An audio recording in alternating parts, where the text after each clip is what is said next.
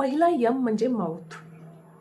आपल्या तोंडातून निघणारा प्रत्येक शब्द हा आपलं आयुष्य घडवतो, तसंच तो बिघडवतो पण. म्हणून शब्द जपून वापरा. बोलण्यापूर्वी विचार करा आणि शब्दांचा वापर बियांसारखा करा. जसे पेराल तसेच उगवेल. दुसरा यम म्हणजे मूड.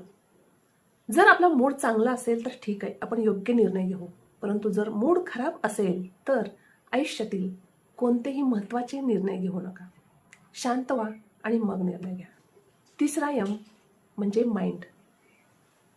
माइंडमध्ये विचार.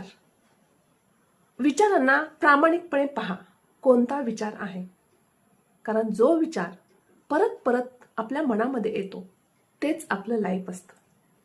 म्हणून नक्कीच विचारांना चेक करा.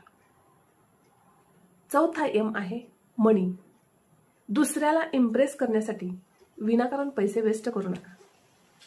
फ्युचरचं प्लॅनिंग करा. पैसे इन्व्हेस्ट करा.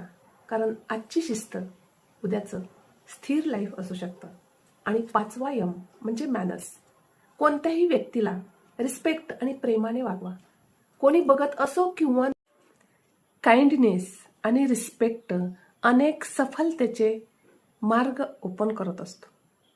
त्यामुळं नेहमीच या 5 यमचा आपल्या लाईफमध्ये योग्य असा वापर करा. व्हिडिओ जर आवडला तर नक्कीच लाईक करा आणि कमेंट्स करा.